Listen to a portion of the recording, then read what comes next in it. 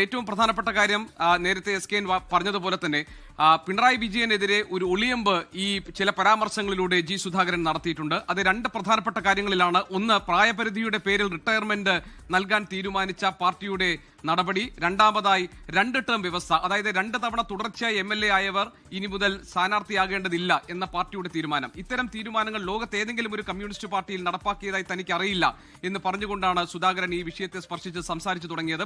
നേരത്തെ തന്നെ ഫേസ്ബുക്ക് പോസ്റ്റുകളിലൂടെ പ്രായപരിധി നിശ്ചയിച്ച തീരുമാനത്തിനെതിരെ തന്റെ തുറന്ന വിമർശനങ്ങൾ ജി സുധാകരൻ പ്രകടിപ്പിച്ചിട്ടുണ്ട്. എന്നാൽ 2 ടേം വ്യവസ്ഥ സംബന്ധിച്ച കാര്യങ്ങളിൽ CPM ഒരു പുനരാലോചനയ്ക്ക് കടക്കുന്ന ഘട്ടത്തിലാണ്. ഇതൊക്കെ ആര് കൊണ്ടുവന്ന തീരുമാനങ്ങളാണ് എന്ന് ജി സുധാകരൻ ചോദിക്കുന്നത്. നമുക്കറിയാം, കഴിഞ്ഞ നിയമസഭാ തെരഞ്ഞെടുപ്പിൽ 2021 62 സീറ്റുകളിലാണ് CPM മത്സരിച്ചത്. അതിൽ 23 2 തവണ MLA-മാരായവർ ഉണ്ട്. അവർക്ക് ഇളവ് നൽകാനുള്ള ആലോചന CPM-നകത്ത് നടക്കുന്നുണ്ട്. അങ്ങനെ ചെയ്തില്ലെങ്കിൽ അവരുടെ വിജയ സാധ്യതയ്ക്ക് അത്